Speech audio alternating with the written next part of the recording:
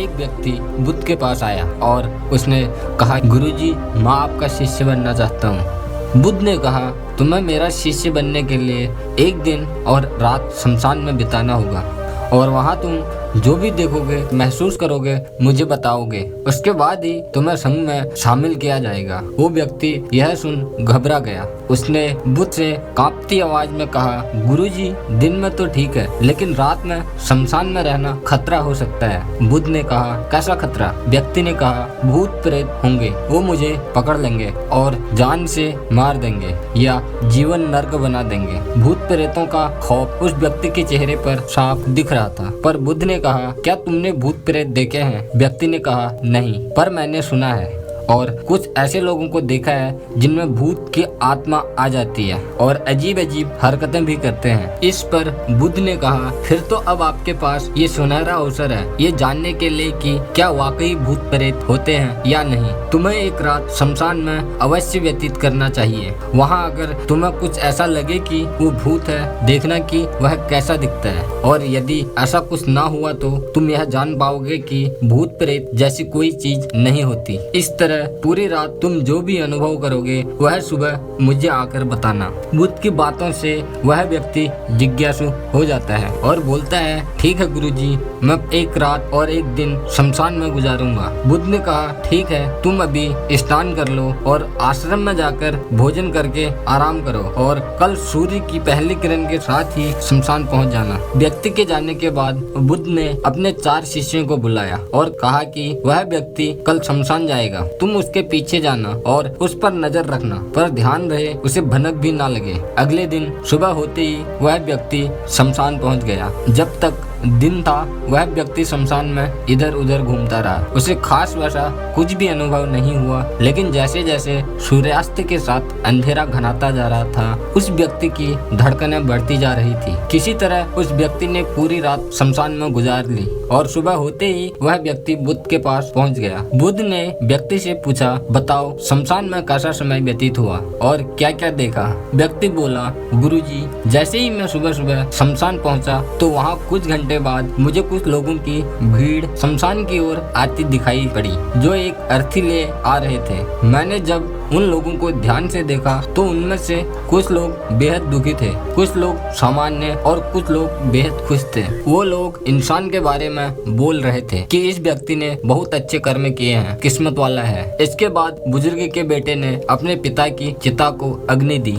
जैसे जैसे चिता की अग्नि मंद पड़ने लगी, वहाँ मौजूद लोग भी जाने लगे। थोड़ी देर बाद वहाँ 2 और अर्थी आई, जिसमें एक अर्थी किसी अमीर व्यक्ति की थी जो तरह तरह के फूलों से बहुत सजी धजी थी। उस अर्थी के आसपास बहुत से लोग भी थे और दूसरी अर्थी एक गरीब व्यक्ति की थी जो बेहद साधारण सी थी और उसके आसपास गिने चुने ही लोग थे। अमीर व्यक्ति की चिता चंदन की लकड़ी पर जलाई गई, जबकि गरीब व्यक्ति की चिता साधारण लकड़ियों पर जलाई गई। पहले अमीर व्यक्ति की चिता जलाया गया क्योंकि वो अमीर था, उसके बाद गरीब व्यक्ति की चिता जलाई गई। दोनों व्यक्तियों की चिताएं जब जल गई तो सभी लोग शमशान से चले गए, लेकिन मैं वहीं खड़े चिताओं को देखता रहा। अब बुद्ध ने कहा, तुमने उनकी चिताओं को देखकर क्या समझा और क्या अनुभव किया? व्यक्ति ने कहा, गुरुजी, दोनों की चिताएं समान थी, दोनों के ही शरीर उन चिताओं में समान तरीके से ही जले। उसके बाद जब सब कुछ जलकर राख में बदल गया तो राख भी एक समान ही थी।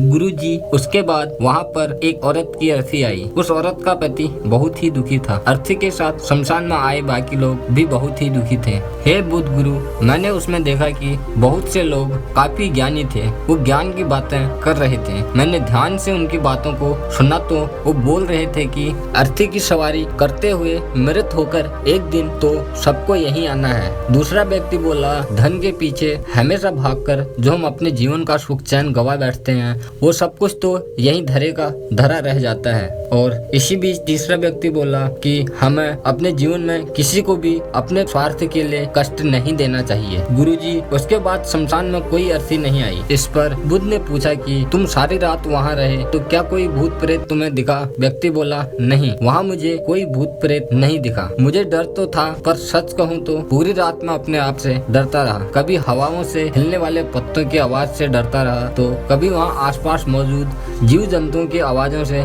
डरता रहा। सारी रात सहमा रहा, लेकिन पूरी रात मुझे कोई भूत प्रेत नजर नहीं आया। बुद्ध ने उस व्यक्ति से कहा, ठीक है, अब तुम जाओ और आश्रम में आराम करो। कल फिर तुम्हें पूरा एक दिन और रात शमशान में बिताना होगा। यह सुन बोला, ये आप कैसी बात कर रहे हैं? आपके ही कहने पर आज पूरा दिन और पूरी रात मैं शमशान में पड़ा रहा। वो समय कैसे काटा मैं ही जानता हूँ। अब मैं दोबारा वहाँ नहीं जाऊँगा। बुद्ध ने कहा, देखो, जो खास चीज तुम्हें वहाँ जाकर मिलनी है वो तुम्हें अभी तक नहीं मिली है। जब तक वो चीज तुम्हें नहीं मिल जाती मैं तुम्हें संग में शामिल नहीं कर सकता। तुम एक दिन और वहाँ रुको, तुम्हें वह चीज अवश्य मिल जाएगी। व्यक्ति बोला, ठीक है, मैं कल एक दिन और रात और व्यतीत कर लूंगा शमशान में। अगले दिन सुबह वह व्यक्ति बुद्ध का आशीर्वाद लेकर फिर से शमशान पहुँच गया। एक पूरा दिन और रात बिताकर वो व्यक्ति अगली सुबह फिर बुद्ध के पास पहुँचा, लेकिन इस बार उस व्यक्ति के चेहरे पर एक अलग ही चमक थी, अलग ही खुशी झलक रही थी, मानो उसे वो मिल गया हो। लेकिन बुद्ध उसके मुंह से सुनना चाहते थे, इसलिए बुद्ध ने एक ही जवाब पूछा कि क्या तुम्हें वह चीज मिली? व्यक्ति बोला, हाँ गुरुजी। बुद्ध ने पूछा कि बताओ तुम्हें वहाँ क्या मिला? व्यक्ति ने कहा,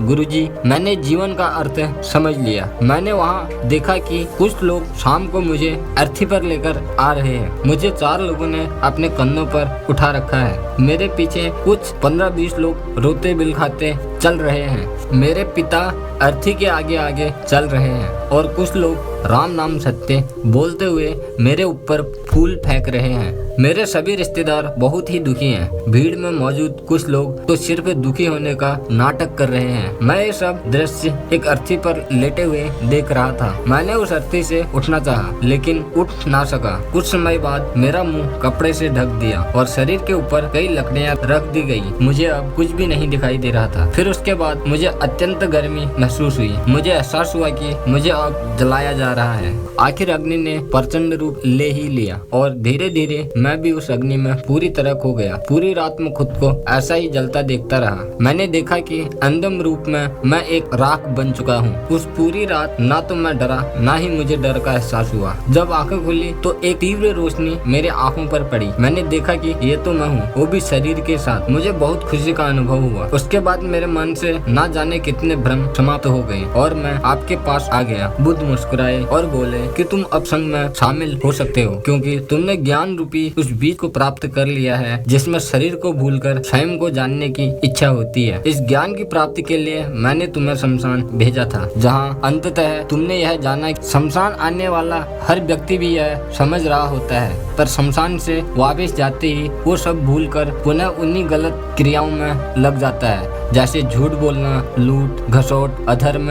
लालच, लालसा, बुराई, क्रोध, अपशब्द, अहंकार, ईर्ष्या इत्यादि बुरी भावनाओं से कर्मों को अंजाम देते हैं। किंतु अब तुम्हारे अंदर ज्ञान का वो बीज अंकुरित हो चुका है जिसमें हम जीवन को तब तक नहीं समझ सकते जब तक मृत्यु को निकट से देखा व समझा ना जाए। अच्छे स्वास्थ्य की कीमत वही समझ सकता है जो अत्यंत बीमार हो या जो बहुत लंबे समय से खराब स्वास्थ्य के चलते जूझ रहा हो। ठीक उसी तरह जीवन का मतलब वही समझ सकता है जो मृत्यु से रूबरू हुआ हो।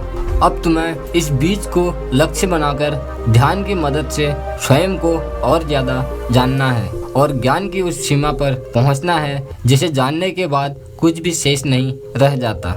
कोई इच्छा, कोई लालसा शेष नहीं रहती। मन हर विचारों से मुक्ति हो जाता है, सब शून्य में समाहित हो जाता है। मन की जिज्ञासा शांत होकर ज्ञान में बदल जाता है। यही से परम शांति, सुख, सुकून का आनंद एवं अनुभव प्राप्त होता है। आनंद एवं सुख, सुकून का अनुभव प्राप्त होना आरंभ होता है। दोस्तों, स्टोरी आपको कैसी लगी कमेंट में जरूर बताएं। साथ ही चैनल को लाइक और सब्सक्राइब जरूर करें। जय हिंद, जय भारत।